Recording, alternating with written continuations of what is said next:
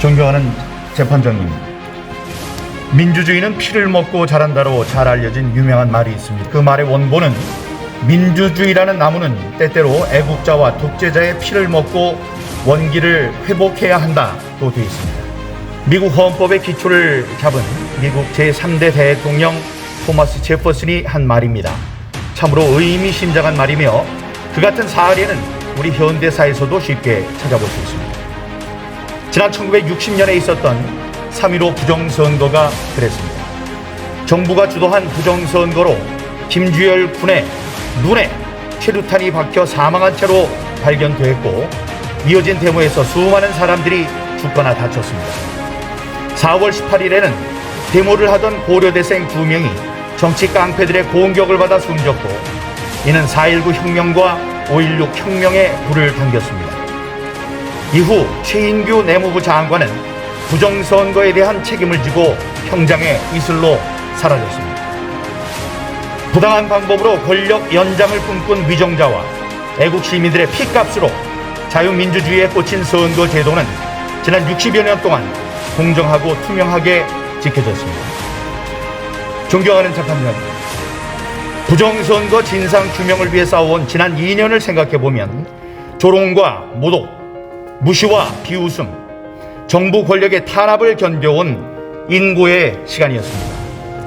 그 모진 시간을 견딜 수 있게 한 것은 정의가 위험에 처했을 때 그를 구하기 위해서 누군가는 고통과 핍박을 견디며 희생을 해야 한다는 성서의 가르침이었습니다. 그리고 그 2년간의 시간 동안 우리가 흘리지 않은 것이 있으니 그것은 바로 피였습니다. 눈물과 땀은 원 없이 흘렸지만 피는 아꼈습니다. 그것은 우리 자유 대한민국의 자유민주주의 시스템이 위기에 처했을 때 피 없이도 그를 고칠 수 있을 것이라는 성숙한 자유민주주의의 자정과 복원 능력에 대한 믿음이 있었기 때문이었습니다. 존경하는 재판장님, 간절히 부탁드리오니 우리들의 그 믿음을 지켜주십시오. 존경하는 재판장님, 우리나라 선거 역사상 지금까지 몇 차례 재검표가 있었습니다. 지난 2000년에는 기자 출신인 문학진 후보가 개표 결과 단 3표 차이로 떨어지자 재검표를 요청했고, 그 결과 표 차이가 3표에서 2표로 줄어들었습니다. 단 1표가 줄어들었을 뿐입니다. 지난 2016년에는 인천 부평 갑구에서 우리 재판부 대법관님의 남편인 문병호 후보가 단 26표 차이로 낙선했습니다. 문 후보는 재검표를 신청했고 77일 만에 실시된 재검표 결과 26표의 차이는 23표 차이로 줄어들었습니다. 재검표로 바뀐 표는 단 3표에 불과했습니다. 이런 결과라면 완벽하지 않은 인간이 어쩔 수 없이 저지를 수 있는 실수며, 이런 정도라면 우리 자유민주주의 체제는 굳건하다고 할 수 있습니다. 그러나 바로 여러분들께서 지켜보신 제21대 총선 인천 연수구 을구의 재검표 결과는 어땠습니까? 무려 1년 2개월 만에 실시된 재검표에서 약 1000장의 이른바 일장기 투표용지가 쏟아져 나왔고, 생전 보도 듣도 못한 배춧잎 투표용지가 발견됐습니다. 난데없는 300표가 원고의 표에 더해져서 지금 그 책임을 두고 대법원과 중앙선관위라는 두 헌법기관이 다투고 있습니다. 존경하는 재판장님, 이건 우리 선거제도가 고장이 났다는, 그것도 심각하게 고장났다는 신호입니다. 1974명이 투표를 한 인천 송도 2동 제6투표소에서 과반인 1000장의 투표용지가 흉측한 모습의 일장기 투표용지였다는 걸 우리 국민들은 받아들일 수 없습니다. 이렇게 유린된 선거제도를 그냥 믿어달라고 하기에는 사태가 너무나도 심각합니다. 재판장님, 우리 국민은 헌법이 보장하는 완벽한 자유민주주의를 누릴 권리가 있습니다. 저는 지난 4.15 총선에서 훼손된 제 지역구 유권자들의 참정권을 복원시켜드리고자 지난 2년간 싸워왔습니다. 이제 그 종착지가 멀지 않아 보입니다. 존경하는 재판장님, 굳건한 뚝도 손가락만한 구멍에 의해 무너집니다. 정부 수립 이후 지금까지 한 표, 또는 3표의 차이가 났을 뿐이었던 재검표 전후의 득표 수가 갑자기 260여 표 차이로 벌어지고 투표소와 개표소에 있지 않았던 일장기 투표용지라는 무효 투표용지가 1000여 장 발견됐습니다.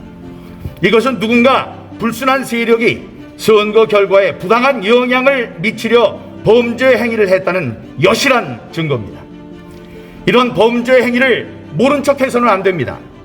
그것은 정의가 무엇인지 혼란스러워하는 사회에 대해 오직 양심과 법령이 명령하는 바에 따라 분명한 이념적 표들을 제시하는 대법관님들의 고귀한 사명에 어긋나는 일입니다.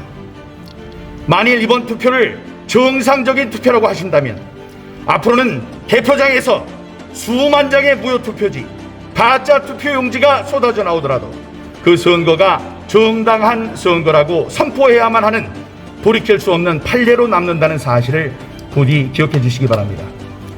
저는 이번 선거 부정으로 얻을 이익이 거의 없을 것으로 보이는 중앙선관위가 이렇게 길을 쓰고 각종 거짓말을 쏟아내며 공정한 재판을 방해하는 의도를 참으로 알 수 없습니다.